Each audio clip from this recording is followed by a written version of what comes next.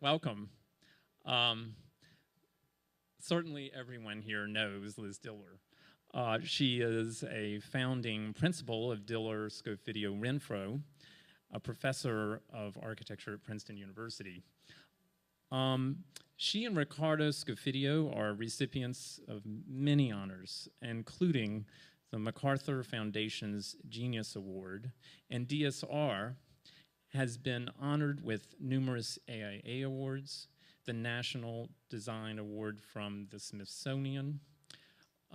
Liz is a fellow of the American Academy of Arts and Letters, and among the many other, my favorite, winner of an Obie for an off-Broadway theater production. Author of numerous books, I'm only going to name one, the newest, Lincoln Center Inside Out, and many important exhibitions. One, The Art of Scent, is now in the MAD Museum. It's, of course, a privilege. Wonderful to have Liz here tonight for a discussion about her work, to look at it as a means to reflect on her ongoing contribution to a number of really important ideas with implications for the medium of architecture.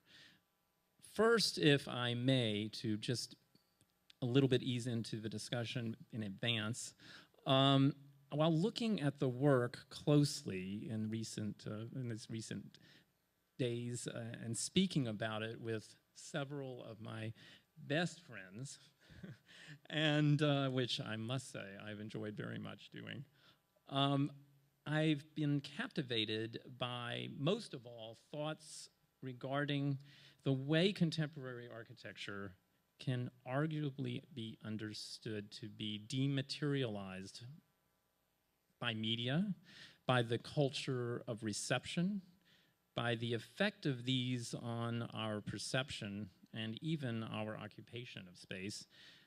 Being online while in space, I mean, it captivates the essence of this, experiencing it as an image. All of this, and how it has transformed the social configuration of space, collectively and privately. And the question that kept coming to me was, does this change architecture? A medium which is to such a large extent inert and indifferent. And I kept finding Liz hypothesizing that it does. And, well, you could say that in that hypothesis, you could narrate it very roughly as an idea. Looking back, we could say that if technology had changed in the early 20th century, had changed architecture by introducing mobility, as with the car, the elevator, and the airplane, DSR looks at it, obviously, everyone knows this, in terms of how communication technology could change it, a post-transportation technology kind of evolution of the problem. And I thought, well, we could ask the question then, are her buildings somehow hardware in some sense of the word? This could be talked about. Anyway, naturally, the questions that I would ask and hope to get to will reflect my own particular reading, but will be so informed by those of Liz and many others who have written extensively on her work. But again, it's these clues that I'm looking for. A possible pedagogy of architecture, I do believe, is a dimension of, there's a very didactic, in a beautiful way, a very didactic quality to the work that I'd like to draw out that makes it, I think, widely applicable and expansive. So, well, with this, I just want to say I've really been looking forward to this for a long time. Been talking to Liz about doing this for a while. And I'm just so thankful that she would be here tonight to open our second semester series. Now, before beginning, she will make a brief presentation, a very interesting one. I've had a little bit of a preview. And then we will proceed into a discussion. But for now, please just join me in welcoming Liz Diller.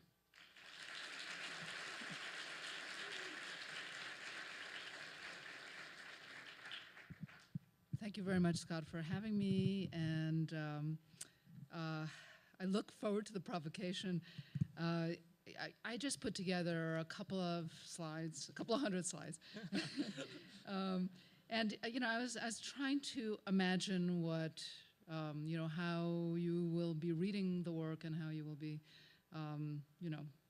threading your way through it. And I just thought that maybe just to help me in kind of looking at the body again and trying to make sense out of it, that I would just, pull some threads that could be a topic of conversation or that I see. And after, I guess we've been working for about 30 years now.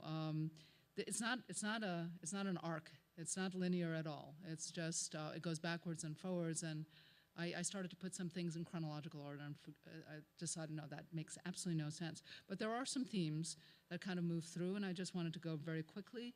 One of the things that we are constantly thinking about is normalcy. What is normal anyway? And the social and spatial codes that we inherit. And a lot of our work has involved looking at kind of the everyday, and certain invisible things that when we back away and defamiliarize them, we can see them differently. Some of this early stuff, Cap Street Project, looking at domesticity, specifically even the relationship between two people across space. And also, then just moving into another thing, and also maybe related to thinking about normalcy is also the behavior of things. And what you're seeing there is in Liverpool, installation in Liverpool. I don't know if you've seen this, Scott. And yeah, so there are several misbehaving trees that just move very, very slowly and are planted at a diagonal and kind of kiss each other every once in a while. In this kind of spirit of kind of animating inanimate things, we get obsessed by certain things. We wanted to make a space blush, so the blush theme actually has gone through a couple of different projects, but in this case we were very hung up right from the beginning in making architecture a performer. Alice Tully Hall, for one moment in time at the very beginning, when just the hush comes over the crowd before the beginning of a performance, the room would itself, as the lights go down, would blush. And we've been kind of working with, it took an enormous amount of, it was very, very complex to do this, but in the end, and I don't even have a media image of this, but basically it does that and goes all the way around the space. And it's just the wood gets excited. And then with that, I'm kind of intersecting is a kind of an interest in liveness. We are in a mediated world. What does mediated mean anyway? Is that bad? I come from Cooper Union, where authenticity is revered. So anything that gets in the way of that is bad necessarily. We've been working on issues of interference in the actual live, and we have done a lot of theater work. And this was one with a tipped 45-degree mirror, just very simple. But this is also what happened. This little video clip. There's a dancer that's actually live on the stage, reflected in the mirror, a projected presence in the mirror, so there you have a duet between live and mediated performers, and being able to do some kind of exceptional things. It's very hard to capture this all in one. Okay, but these are some highlights. Really trying to make magic happen on stage. The whole issue of liveness and the relationship between mediation and technology, thinking about how architecture and technology can work together, what's high and what's low in terms of tech. We have argued that in the Slow House, that the picture frame, the window, picture window is as high a technology as the mediated one off of a screen, and that whole project was Ultimately, only a foundation was built of this project, but it was a very important one for us.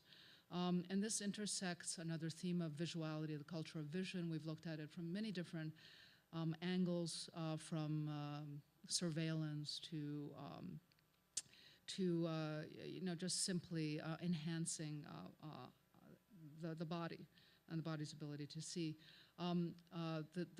That frame, was extended into multiple projects, and simply editing, and right here in Boston. I was just there today, kind of thinking about what we're going to talk about, and this kind of notion that architecture, the possibility that architecture can curate and could call attention and could turn things on and off. And again, somebody said this is the biggest screensaver they ever saw. So the notion of what is mediated anyway, what's technology? So Highline, very low tech, basically just paving and green stuff.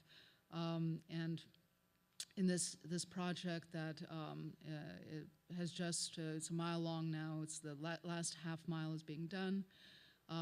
Immensely popular, but what is it? And I think that what is, and intersecting some of these themes and the frame is this sense of nothingness. I mean, this is something that runs through a lot of our work, that by peeling away a lot of the conventions and just looking very hard and almost like trans architecture,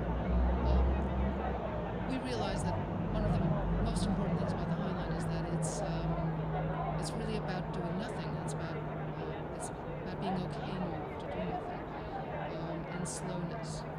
So again, it's, we're very, our studio is very interested in technology, but this is decidedly low tech. Moving on to exceeding the frame, one kind of life-changing moment of the World Trade Center condition when we built with David Rockwell, we built this ramp that leads up to basically a hole in the ground and a lot of rubble. And we did that just as a kind of measure of civicness, I think, at the time when everybody just wanted to see the site, wanted to bear witness, but there was a lot of cleanup effort going on. And so there's a big 300-foot ramp that actually looks at kind of emptiness. So the dissolution of the frame was very important. We had been interested in tourism and also engineered vision. This kind of leads to other projects that are at an environmental scale that are without frames. This project in Kemi called Pure Mix was in a harbor, frozen harbor, where we just basically chiseled out, we cut out areas in this harbor, and we filled in the winter them with design waters from all over the world, and basically just cut it up and then filled all these with all these different waters.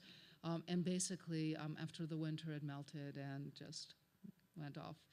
And then that brings me to Blur, which is also a very, very important project for us, that also took up the nothingness as a theme. It was in a very high-tech, high-definition world, is decidedly low-tech or low-res project where there was nothing to see, but our dependence on vision itself. This was actually high-tech because we had a live weather system that was reading and responsive in real time, merging with the weather, and a second of it. Okay, and then moving on to a project that we did at the Whitney Museum, and we were asked to do a retrospective. We work a lot with collaborators, and we worked with a robot people, Honeybee Robotics, to make this drilling machine, this kind of nasty pestering thing that made a lot of noise and drilled the holes in the whole fourth floor of the Whitney Museum, and basically talk about dematerialize, to kind of decompose the walls and the acoustic and visual separations between the projects that we had in our retrospective. And this is in the maybe kind of larger theme of institutional critique, that we are not quite finished with. And that brings me to another project that was atmospheric. And it is right now being planned for just off the mall at the Smithsonian. The Hirshhorn Museum, it sits on the mall. It is one of those stone and concrete buildings, monuments that line the mall. DC is filled with brain power. All the think tanks and embassies and so forth. We thought collectively with the museum director to harness some of that intellectual power in an art museum. Well, why not talk about cultural diplomacy and have a space to have a discourse around art. And so the place for that was the Hole. And so we, as a kind of antidote to what there is right now materially there, we decided to make a building out of air. And I'll show you very quickly the study model, the sketch model that we made for our client.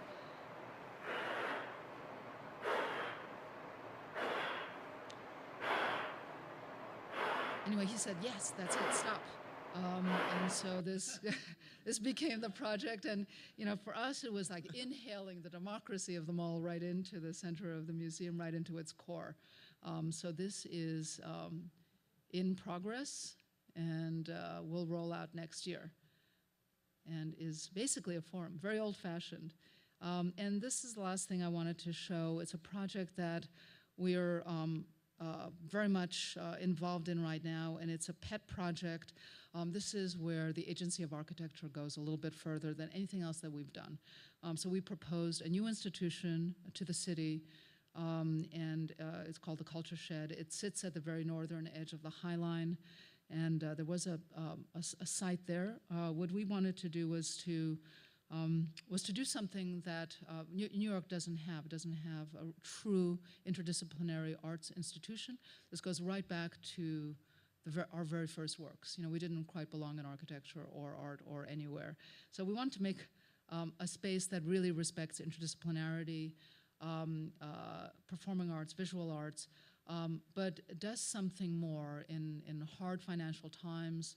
It's kind of a model of a financially self-sustainable institution. So it actually collaborates with the creative industries, i.e. commerce, to raise money to keep itself going for its own programming. And the way it does that is by doubling its footprint.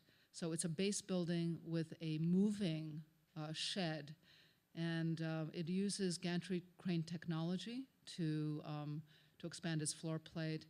And this little animation, wireframe animation, can give you a sense of this. It's a very long story, but to make a long story short, we convinced the city that they need it, and we convinced some people to pay for it, and the money's being raised. We have a site, and we have all the legal clearances, and the project is moving ahead.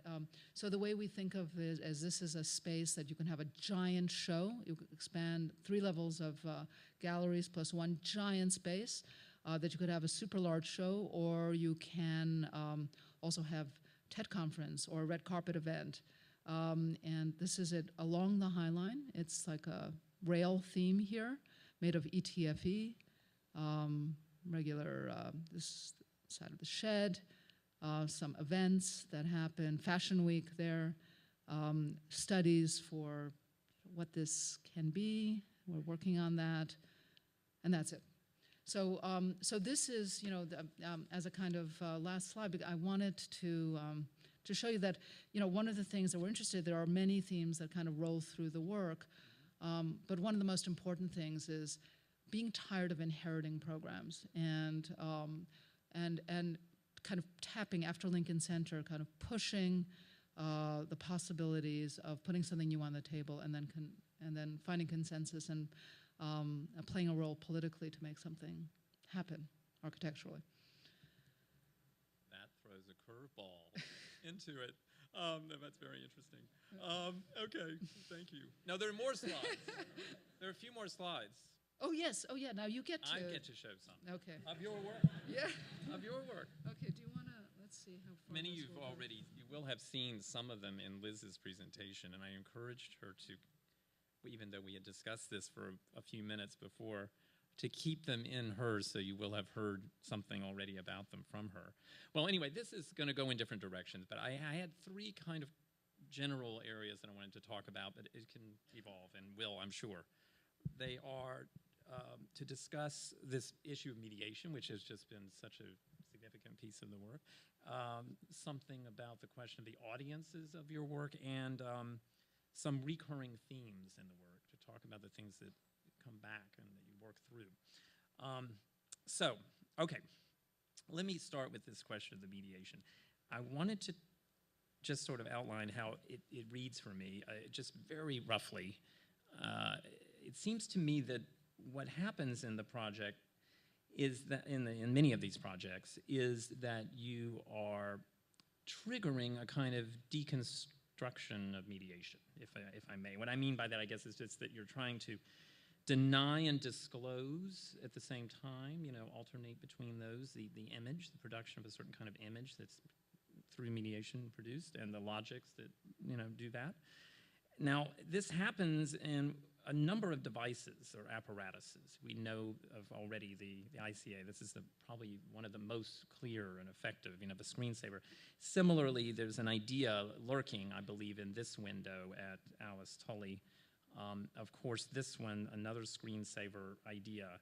We had it, of course, in the brasserie, this very interesting idea about how surveillance enters into the architectural question of the theatricality of entering the scene that defines a restaurant.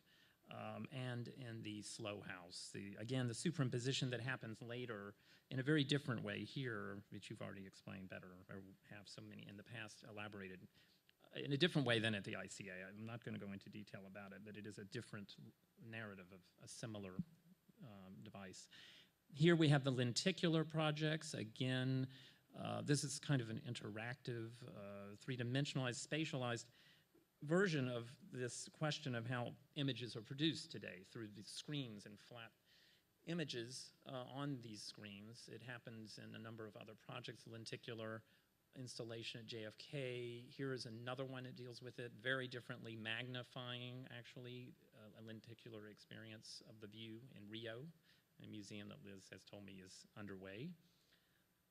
Now, all of those questions about, distracted attention and inattention and attention, or the boredom and the, all of the ways this is so architectural and so essential come to mind. Now, what I've found so compelling, it just seems to me, is that you've pretty much, with all of this, spatialized, the experience of mediation, or mediated experience, and make of it an image, make architecture produce an image. And in looking at that idea of having architecture conspire to spatialize the flattening of space into images, it seems that's what you're doing largely. It's a very effective and powerful idea. I had to sort of think of this in a larger kind of arc of architectural history, and I can't help it. And it struck me, it reminded me of the opposite, which would be a very different, the opposite paradigm, where we have the idea of an image corresponding to the deep space of painting.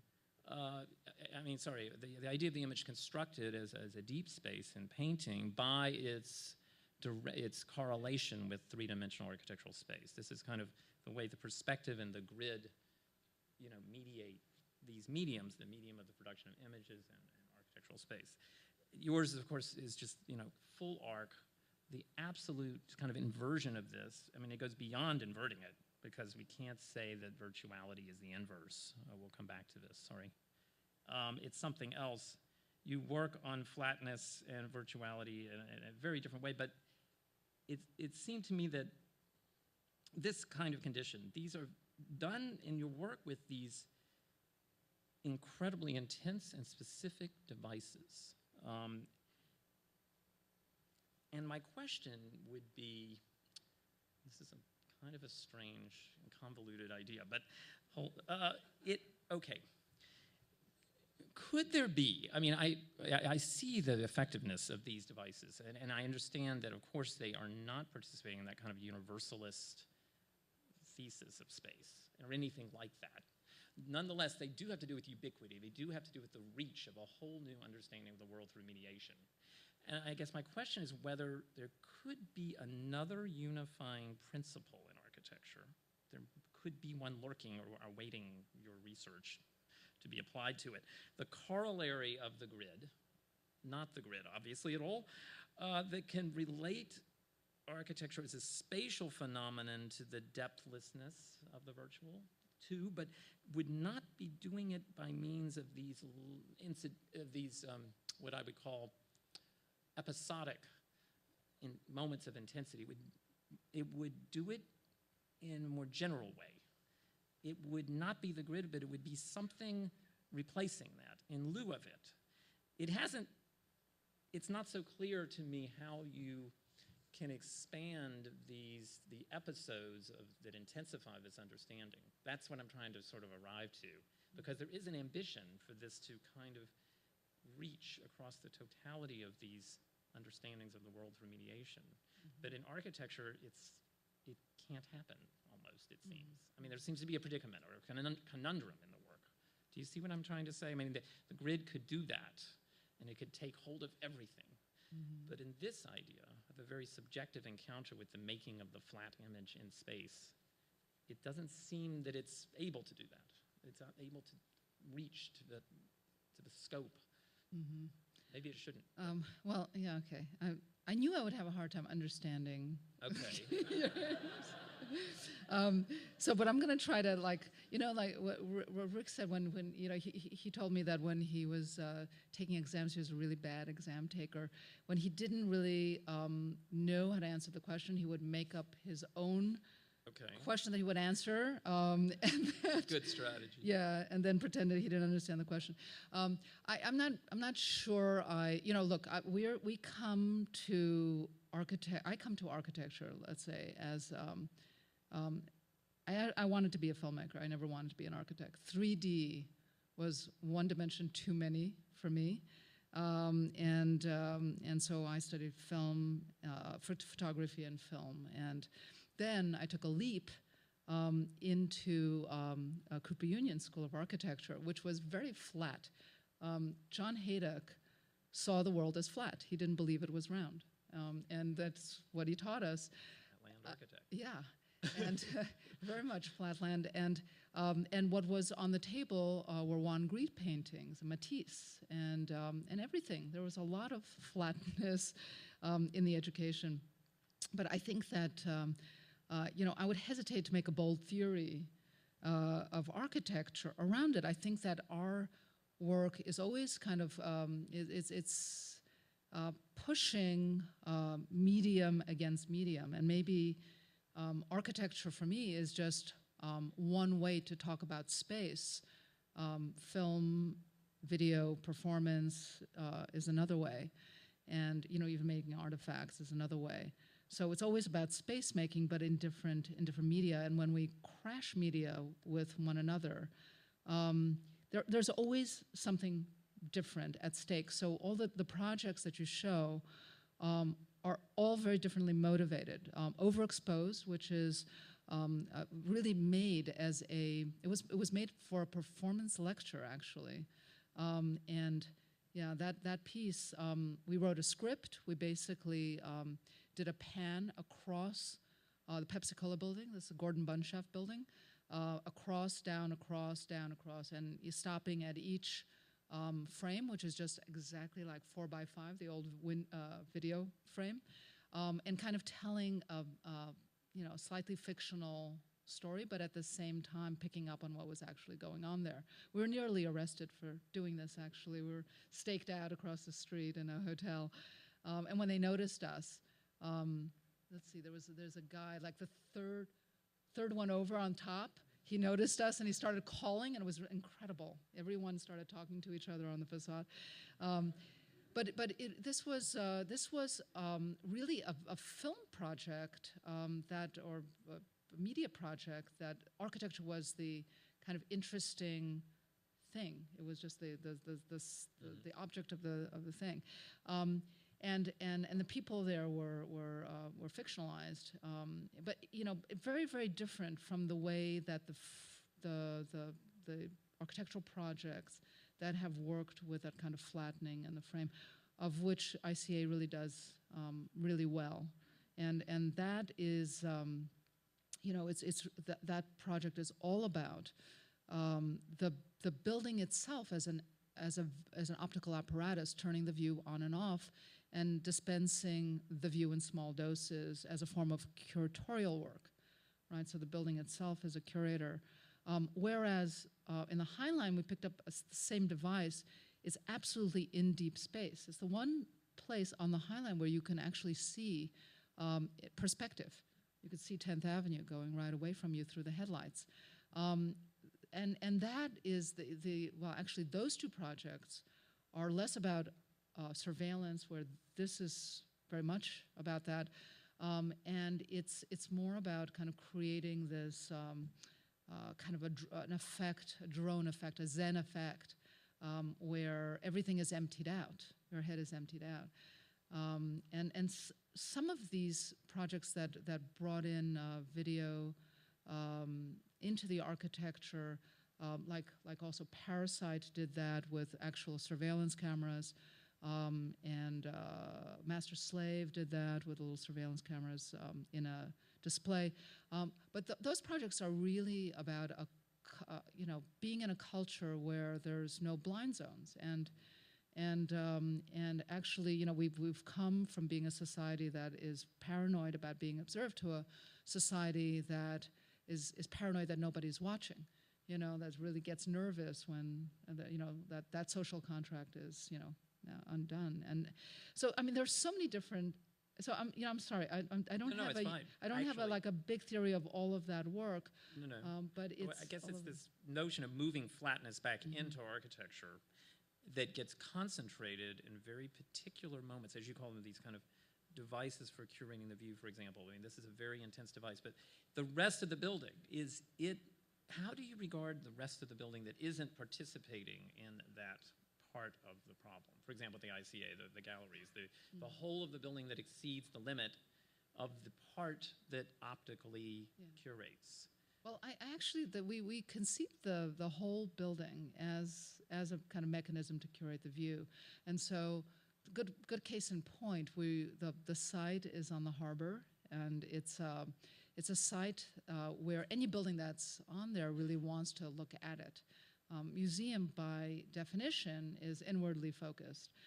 So how do you mediate between this kind of extroverted, introverted, looking out, looking in? And so what we the way that we define that building is and the way that we organized it is that you come in, you see the view, you see the ambience, but when you come in, everything is squeezed, and the view is closed off. You come into the glass elevator, and there's a kind of vertical scan of the view. If you go into the theater uses the view as a backdrop.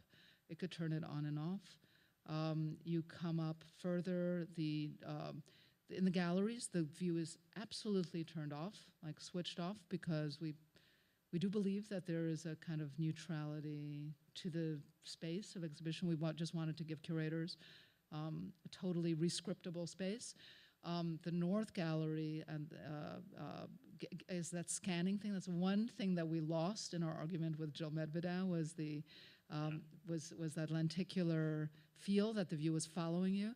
And then there's the Mediatek that frames only the water, and turns everything off, but becomes an editing device. So everywhere it's thought through, whereas that is just one component part. Okay, but there's another idea that's operative. I mean, it's become a major thrust in the work. I wanted to show just one example here. There is another kind of three-dimensional elaboration, which begged for me this question, which is it's exceeding the flat. It seems to me it departs from the flat thesis. Could you tell, I mean, what is the way that you bring, is there a way you move from the flat thesis into the three-dimensional in this a project like this? Is this another project outside of that question? It seemed to me there might be something hidden here that tells us how you would negotiate what I'm referring to as a kind of three-dimensional and flat side of architecture in a different way, not the way the grid had done it. There's some other means at work here. Maybe. Okay, I mean, this might be a hint. I know that you're hinting, you're prompting me. I'm trying to prompt you, but I'm not really what sure. is this? Well, this is I mean, how do you shape that way? Because that's not the flat. Okay, this is a project in Den Haag, and you pulled out, you edited just this one view, but basically, if you imagine, it's major. It's a very dense building full of performance spaces, and this is on the, I think, third floor, I believe, and so there's the performance spaces are spread out all over, above and below this site. So this is, you basically come off the street into a lobby that gives you a horizon, right? It's totally emptied of everything, and it's a kind of it's a spring point up and down, down into a whole host of spaces, up into a whole host of spaces. So this is kind of like a transposition of the democratic space of the lobby. But that, in this case, just because of some of the problems of moving people up and down, we're able to actually get that clear space up in a higher level. But Liz, that's not the Cooper Union student who didn't think she could deal with one dimension too many. No, but that, that Cooper Union student actually kind of, I had a really hard time there because I had my own agenda. And I remember, one of the first things I did with the 9 square grid was taught there. It was a kind of Soloist type of very pure frame structure, and with the organization of the 9 square. The very first thing, and it was all about space making and working typically in plan and not in section. This is a project about section, by the way, and that was my preoccupation. But the very first thing as a student that I did with the grid is I fur-lined it. I actually coated the 9 square grid as a model with fur, and I was summoned into the dean's office, and and I love it. I thought, well, it was kind of it was a rejection. It was a fur to grid? No. I'm seeing columns here. I didn't realize. But the language here is soft grid. Is soft. It's about deep space, and it's about a distant horizon. But the one thing I have to say that our work, while you might see formal threads, is not formally. It's not the starting point of the work. No, I know it's not. Rarely ever is it. I know it's tied back to these. The thesis always, but I was seems that lurking here are some other kinds of questions. Let's try to come back. Well, I'm going to come back somewhat to this, but in a very different way when we look at some of the recurring themes that I'm seeing. Okay. If you don't mind, but we'll do that in a minute. But you might be seeing things. I might be seeing things, and that's going to be interesting to see if you see it or not, or somebody else sees it. Okay, now. This is the other thing I want to talk about. I've always been infatuated with bad press. I saw it, actually, I have to say, I was in an exhibition. It was a great privilege alongside you at the Biennale in Venice, and this was there, and it's just, I was like, oh my God, this is it, because this was projective in a very meaningful way to me, but of course it wasn't projective geometry. It was something with so much more. Okay. Now, it brings to the head this question about reception, about the whole question of how the reception of architecture has changed our experience of it, to me. This misironing of this shirt, this is what this project was ultimately about. Some of you might know it. I'm not going to describe it completely, but in it, of course, you deal with some very architectural operations, folding, as I said, projection, pattern, transformation, mishandling all of it, and producing exceptions and distortions with intention against the norm. As you earlier pointed out, this question of normality is foregrounded by this abnormality. We are becoming aware of that. This is a kind of that deconstructive operation I was speaking about earlier that would happen by other means with image making, flattening. This is not about that. but again, a kind of deconstructive mediation project, I think. Anyway, of course, all of these codes you talked about, the public propriety of the shirt, ironed crisply, all of these things about cleanliness, domesticity, all of this is and gender, the shirt, the man's shirt, and ironed, in some minds by not the man, or by the launderer, and packaged ever so rightly there. All of those things you narrated, and then you said something so fascinating in your description of this project, which I hadn't seen before, that interests me very much. You said that there was a very particular idea that you had learned about with this question of ironing and what it might mean.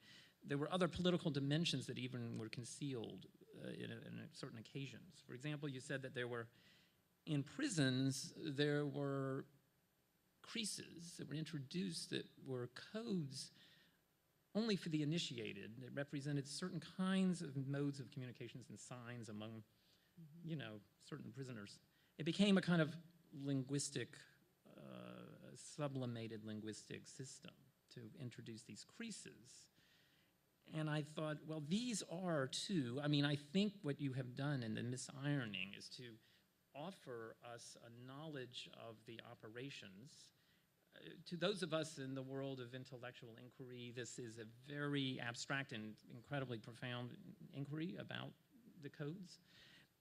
And I thought, on the other side of your work, now more so, you're kind of more invested in widening architecture. Architecture is not sort of bound in this kind of abstraction. It seems to me, rather than looking at the question potentially of a code for only the initiated, or that's illegible to the uninitiated, you would not be interested in this kind of solipsism of a code. You would be much more interested in the multiplicity and expansion of the audience and of the means of architecture. It would be the opposite of this in that way. And yet, I know that this subversion is also, as you've said, so significant. You talked about it today with the programmatic, and I wanted to know, this is a very catchy question, but I wanted to know if you thought that there are potentially subversive creases, as it were, in some of your buildings. Could there be? Are there any? Because this is a different strategy of undoing than we would, find in a building. Mm-hmm. But there really is an allegory of architecture embedded in these shirts, in what you did to these shirts. I saw it as architecture, absolutely as architecture. So I guess I want to find it. I still believe it's somewhere lurking there. Maybe you know where, and I want to see it. Where are the subversive political creases? You know what I'm saying? In your buildings, not in the other projects, only in the buildings. I want to limit you to the buildings in this question. Well, I'd like to speak a little bit about this, because the beyond an interest in housekeeping and the Taylorism and it started off with the design of movement, human movement and gesture, and then it kind of went into housekeeping and the feminist issues around that, the moment when women went out and got work, did work outside, and there were a lot of interest in this. But one of the things that was very specific to our interest in the shirt, particularly, was it was the code. It was like where those creases end up. They're usually behind the jacket, right? Because those creases come from being able to put your shirt in a shelf or in a suitcase, right?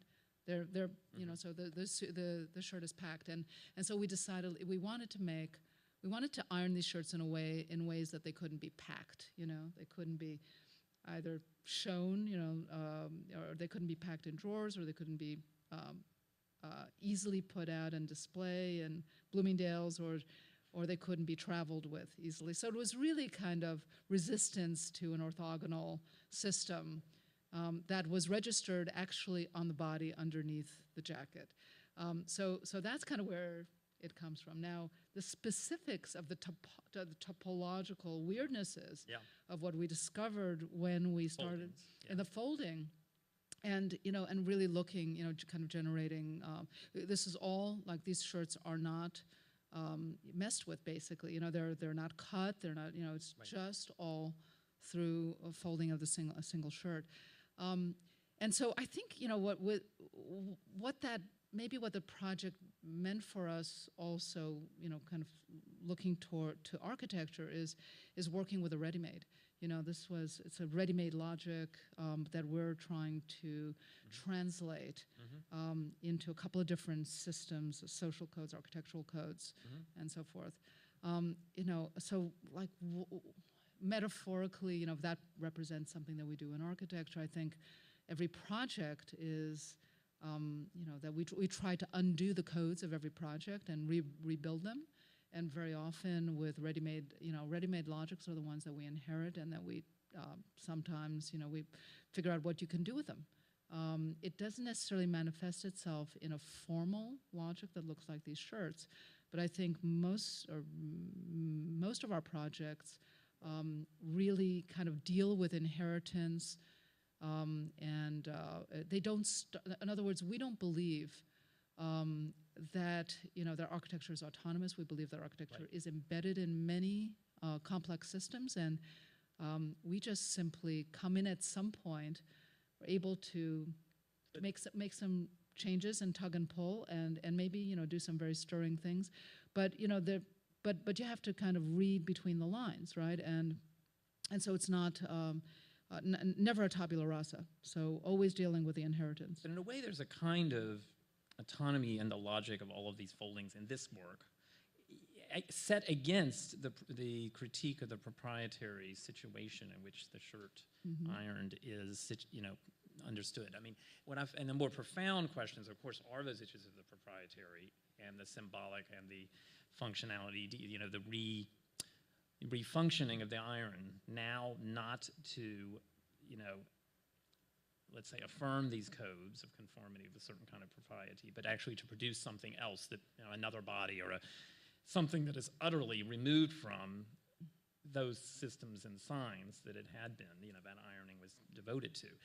There is a way in which you kind of bring together devices of manipulation of this ready-made with these codes. And I guess, well, one thing you just said that I thought was so interesting, the ready-made in architecture, I guess it's not so singular as something like a shirt or an iron or an action of ironing. It's harder to determine where it is, like what it is you've inherited that you would call ready-made. I guess it's a whole system of code. It's a very complicated set of practices and symbols and forms, and it's harder to see it. Yeah. Nonetheless, it was interesting that you could discover in these particular operations on a very solipsistic and interiorized question about the operations of these folds, a particularly subversive political system of communication.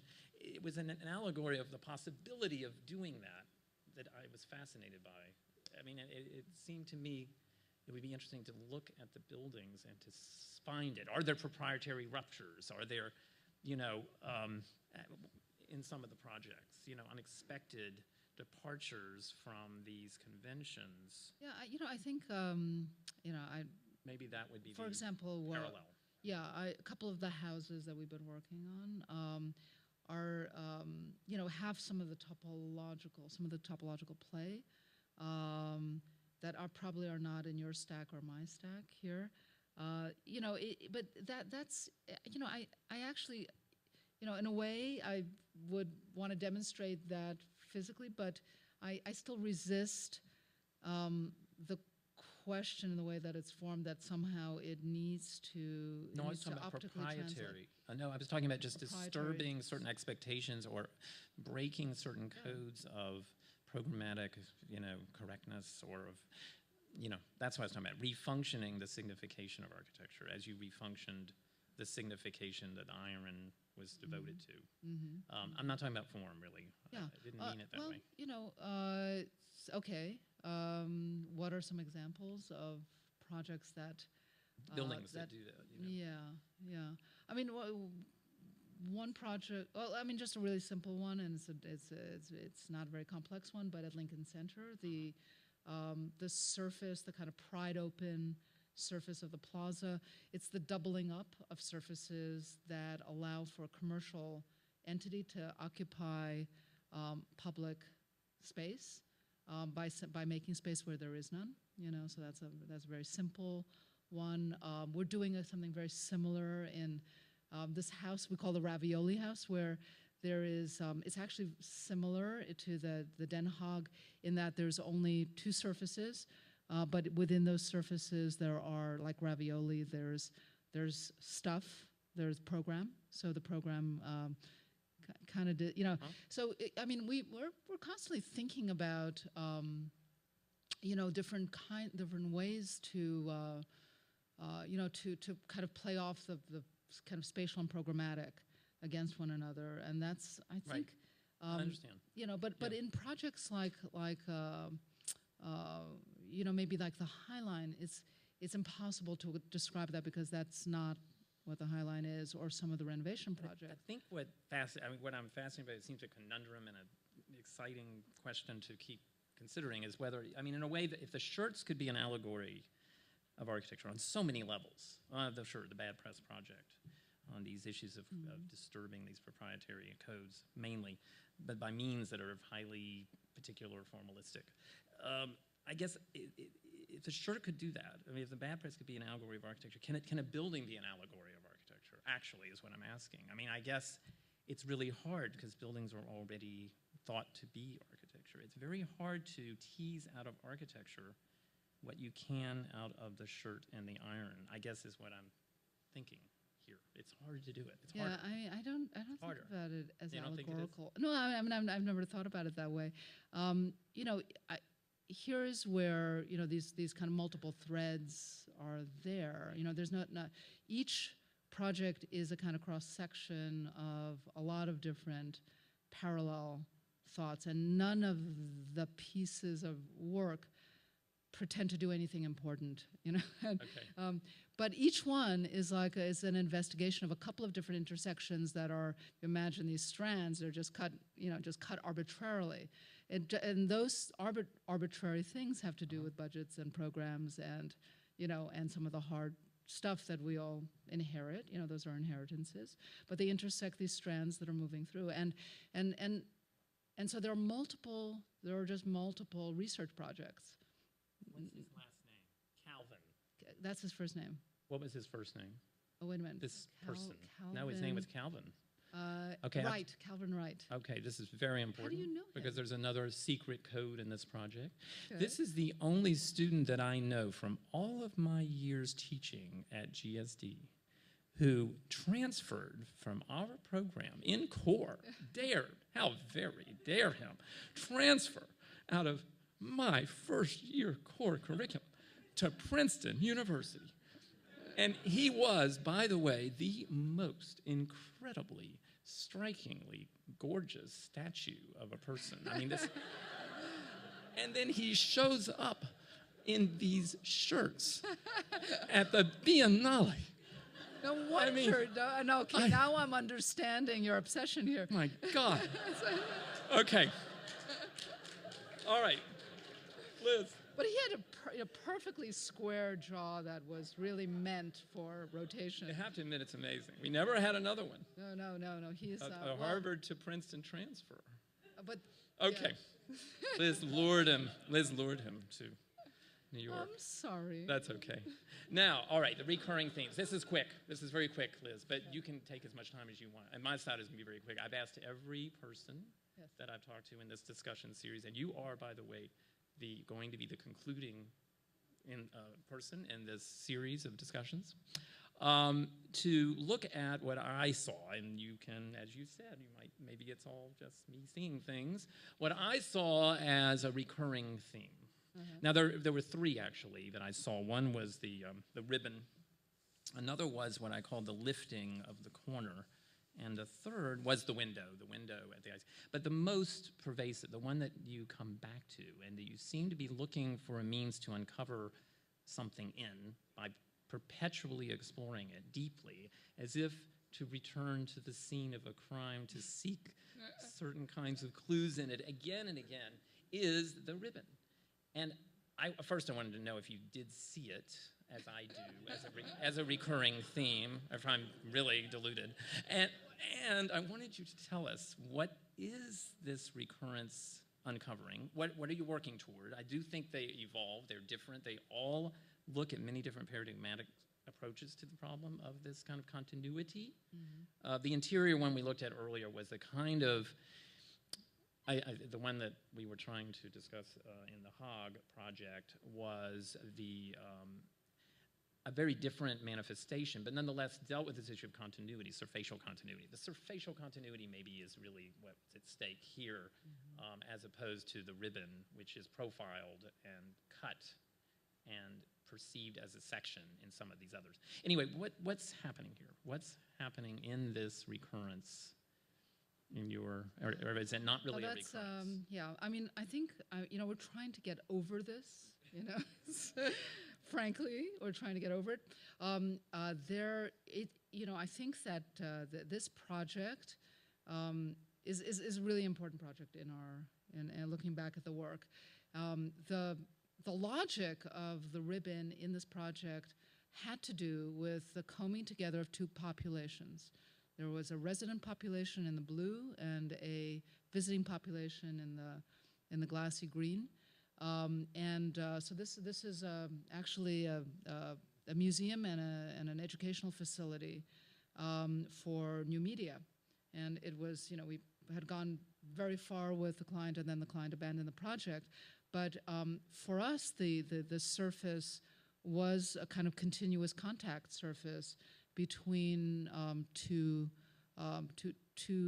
between production and presentation, thematically, and structurally as a project, and almost the way that there's a kind of clinging of one to another, an opportunity to kind of benefit from that super adjacency that happens when you increase the surface area of something. So that was the project here. I think that some of these other projects are a little bit different. The Den Haag is actually layers, many thin layers. But the one in Rio, and yes, and these are kind of pried open in different ways. But the one in Rio is kind of an unfulfilled desire to have done the I-beam project, but it's interesting that you put it in parallel with the Creative Arts Center in Rhode Island, in Providence, which is the other one that's split, because the Rio kind of puts these two things together. So this project also deals with two different programs or multiple programs at once, and it's very much about kind of collaborative spirit, where we took a very dumb building type, which is just ready-made in a way. It's kind of ready-made. It's been sheared. Yeah, that's all it is. It's just a loft, large footprint, loft space, column-free, 4 floors of it just sheared in half and displaced, misaligned by a half a floor, and then with glass as a partitioning between the two, so that every floor leads to that misalignment and a view into the upper and lower area. So this is really meant for communications, very, very similar to what was behind I-beam. The Rio project actually takes some of the logic of the continuous surface as a circulation strategy. So the big idea here for us, even though there's some of these things that are latently in a lot of these projects, is that it's a museum about the culture of Rio that's situated right on Copacabana Beach, right on the street wall, right at the beach. So what we were very interested in is this adjacency of beach culture and museum culture. And so we basically took the boulevard, which is the Burley Marks, and we rolled it up the building, and basically that makes all the footprints and brings the beach to the roof. And so it was somehow trying to make more democratic the museum, And this is, I think, another kind of theme that's on a lot of the work, the democratization of cultural space and of institutional space. And so for us, having this kind of free zone on the outside of the building, where the building is giving away space to the circulation network. And beyond that, the circulation on the inside is much the same, and the floor plates are shifted also. Mm-hmm. They're displaced. So it shares some of that logic, and you have these staggered galleries that go all the way up. So what is it about this? As we make new projects, somehow this thing keeps, the continuous surface crops up every now and then, and I want to be so over it. But it's somehow the I-beam was never fulfilled. This is a confession. I never, I think maybe that was it's a great that binding project. agent. I don't know how, and I've been trying to think back to that question about the grid as a binder between flatness and three-dimensional space. I don't know, but there might be a way to think about it within that understanding, that you still are looking at the flat, you're looking at the surface. I mean, the whole building is a surface. Mm-hmm. I mean, I think you're deeply invested in that idea. The building as a surface. Yeah. So there's some inevitability to it, maybe even. But also as a deep space, as a conflict, Yes, well, it's extruded deep, too. Here. In these cases, there are extruded, but not in all of them. Not in all cases. Right. Not in the hog, for example. It's three-dimensional. Yeah, but some of the, I think that just to get back to that nagging first question, I'm trying to think of, there has been in the work a real interest in the play between the representation of the work and the work itself, always in the work. And that probably comes from Cooper as my starting point in architecture. The notion that, plan and section, what do they do? Perspective was never ever part of it. It was always some kind of projection, whether it was AXO, ISO, cabinet projection. It was always making 3D in a kind of more objectified way. It led to a whole series of projects in which we were contemplating the ability in real projects to be able to see in plan and section, and plan, section, and elevation, pure elevation. And some of the projects, some of the theater project, the one that I showed with the mirror, one of the very, very strong desires there that was for that project was not only to make floating figures, or liberate them from gravity, but also to be able to see the stage in deep space and flattened at the same time. So in a choreography where we're typically used to seeing, kind of in not the most ideal way, we're able to see kind of pure view through the mirror, and you're able to see the choreographic organization, and in a way that people don't see, that transcends optics and normal experience. In MoMA project or in Cap Street, we did a lot of section cutting. That was to be able to enable a kind of objective view where we are always seduced by 3D and its space, to be able to back off and objectively see 2D. So maybe one of the things that you're reading in the work and some of the interest in the flattening really also has to do with this kind of back and forth play between a representation and the work, and the 3D, and we see each of the manifestations of the work as just a manifestation, not that that drawings lead to architecture, architecture then lead back to drawings, which lead to movies, which lead to books, and each one is a different spatial opportunity and opportunities to kind of take those ideas in a different way.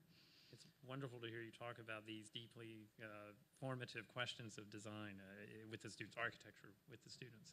So happy to hear about those understandings and the tracing of it back to your experience at Cooper Union, which I hadn't heard you talk about in the past. Anyway, I would like now briefly to open this to a few questions. And the floor is now yours, everyone. There's one here. Yeah. Hi.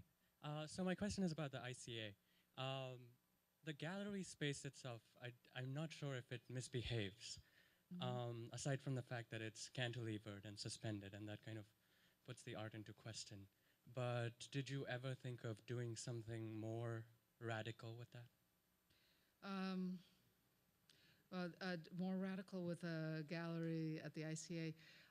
You know, there was a kind of ethical issue, I have to say, when in certain kinds of spaces, museum spaces, concert halls, and things like that, where other artists are involved, you know, and how much of a voice does one exert, you know, and how loud should it be, how quiet should it be, and Scott, you know, just had this experience yourself, and it's you know, it's really a balancing act. In the case of the ICA, the diagram posited a clear 18,000 square foot gallery on one level, which was like the starting point for getting away from that beacon, you know, whatever.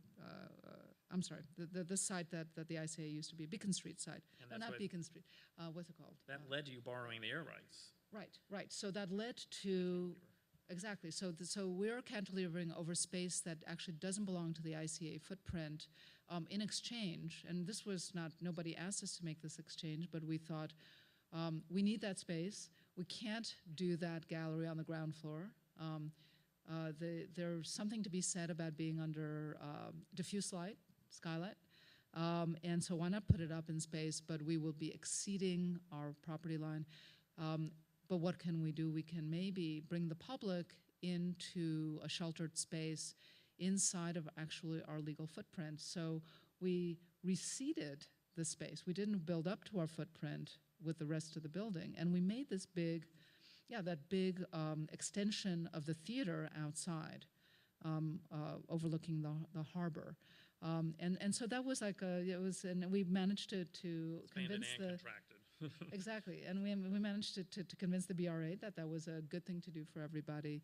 But the space itself is just a flat, you know, straight ahead space for showing art.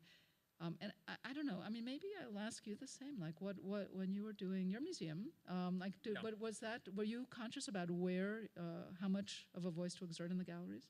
I would have a similar view. I mean, I do think the curators should curate those. But I curated the galleries relative to each other. I guess the issue was how to make the experience of the sequence between them, because there were many more. I mean, so it was a matter of moving through the building and having that produce a particular kind of experience. But the galleries themselves are retained. I mean, the integrity of those galleries is flexible as possible according to the curator's protocol of what defines flexibility, which is the box.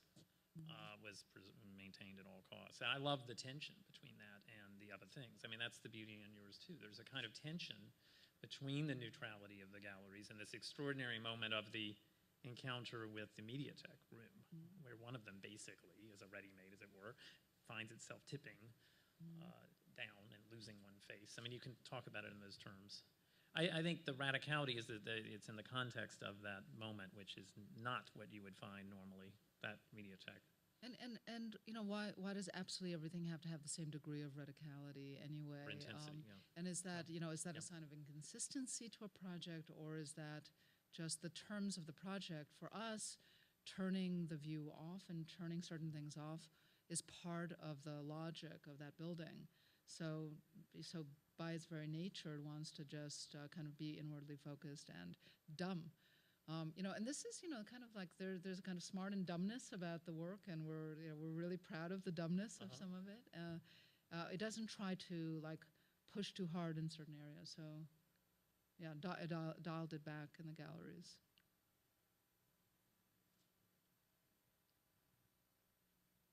Hi, good evening. I have a practical question. We know many offices that are led by a person or a duo, but you have a trio. And I'm wondering, how does this aspect contribute to your work or interfere with it?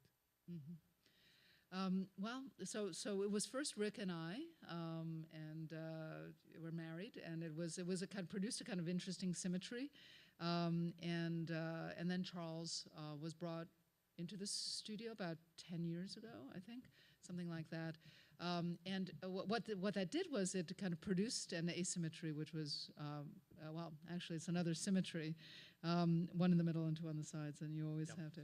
But it produced an odd number, which is really useful. The way we work is that we basically all start the project, every project together, and we argue and fight, and then whoever is the least bloody wins. You know, the others are on the floor, and you know, we kind of back off to the best idea. But we also have a kind of a, you know, our studio is ground up, not only top down. Like where there are three principals, but there are many other collaborators and contributors to the work, and so we work on teams, and you know, like kids out of school have as much of a voice as senior people and us. Frankly, whoever has the best idea wins. Joni, have a question. And then the projects are evolved, you know, by teams, and always like in sync with the other partners. So nothing goes out without everybody's stamp on it. Hi. You mentioned earlier in your talk about how you thought that art, architecture, film, performance were all just different mediums in service of exploring space. And one thing that I really appreciate and admire about your practice is that you're working in all these mediums. But something I was hoping you could maybe talk a little more about, that maybe Scott was sort of alluding to or trying to get at in his question about bad press, was about the cross-pollination of ideas or concepts across these different mediums. How do things scale up and down in your work, and is it ever a sort of one-to-one correlation of an idea that you want to express or explore in a different medium, or is it more diffuse? For instance, like I think in your answer to Scott's question, you were talking about how you didn't really talk about the themes necessarily, but you talked about how in your architecture maybe the idea that would be the corollary would be about the refunctioning of something normative, such as ironing in bad press. Mm-hmm. Are there other projects that does it work the other way also? Or is there ever, you know, an idea that emerges in a purely architectural project that you've decided you want to kind of explore in perhaps a more pure form in a different medium? You know, for us, it's, you know, there's no dividing line at all. You know, and some people ask the question, well, like, you know, you're making buildings, so, you know, what's happened with your independent practice? The independent practice is kind of like the money-losing part. I mean, everything is money-losing in our studio, but that is like the most money-losing. But we're constantly we're curating shows. We're doing a couple of operas right now. And for me, it's like absolutely seamless between architectural projects and the independent projects. You know, on the High Line right now, we're doing an opera on the High Line, very, very particular to that urbanistic opportunity of an opera that's decomposed at an urban scale. This exhibition that we opened is, you know, the one thing I have to say is that being on different sides of the gallery wall, you do think about slightly different things. So this exhibition that we did, which I should have shown actually because it relates to nothingness, on scent, where we're presenting 12 different scents, like smells, perfumes, and how does the gallery respond to that? Our work has always been kind of, you know, had a kind of critique of the institution embedded in it. So even when we occupy it, we're always doing something with it. And when we're making the building for it, we're always doing something also with it. I just, you know, I have to say that for me, it's kind of I can't answer the question by like giving you any particulars. It's all fused. Everything is fused. Everything that we do, you know, buildings, it's infused with every idea that we've had about independent work and the other way around. But I will not say that I took the seam or a crease and then find, this No. building has creases, you see that? And lifting corners, you were talking about lifting corners, the corners are lifted there, and we've made the whole aluminum surface, actually creased. But it's not as literal as that. I mean, that happens to be the thing that's... I was using the word crease as a metaphor. No, I know that, but it just happens to be like behind you. And but I truly feel Really that not if... the formalist you make me out to be. I said I'm not really the formalist you make me. We'll have to reverse this someday. Liz said we're going to have the conversation the other way one day. I'm really looking forward. There's a question here in the middle. He's been trying, but then we're going to probably have to close because it is getting to be that hour. I have a relatively simple question. In all the themes that you've discussed so far, the avenues for deconstruction and subversion seem to be primarily visual. And even in bad press, we get the hint of a body, but not really the expression of it or the inhabitation of it. So I'm just wondering what you think the role of the body is in this work. The role of the body in the work. Well, It's big. I think that there's always the work is not conceived without choreography. It's always imagined that way from the start. So from like the apprehension, perception, incorporation in the architecture. It's always very present. One thing that is a kind of problem in a sense for us is that there's no notational system to incorporate the body into the way that we think about, depicting architecture in space, right? There's very little. Architects have not succeeded in figuring out that dimension, like a fourth dimension, which can incorporate, like choreographic notation. Tries to, but that doesn't do very well. There hasn't been one yet. So the body is there, but maybe not the this kind of corpus physical thing. It's a kind of very present, active, voyeuristic, exhibitionistic. It's a engendered body. It's kind of it understands this kind of social status. I mean, we very much like to break down the walls of these cultural institutions, and some of the work at Lincoln Center has a lot to do with the places where people can be and can't. The post-ticketed spaces, and the pre-ticketed, and really working from that space in. The work is very much, and we can't imagine even photographing, and maybe there aren't any bodies here, but we always, the body's presence is always is there. And right now we're doing a fashion project, actually, where we're looking at the relationship of the way that architectural photography and fashion have kind of worked over time, particularly in the 20th century, and taking it one step further. So it's there. I think that in the very, very, very early work, it was extremely present, like physically, mechanically, in costumes and stuff. And then it kind of just became more there without the flesh. Liz, it's a great word to end because it was one of her best books. Flesh. Really, thank you very, very much for being with us. Thank you. Okay.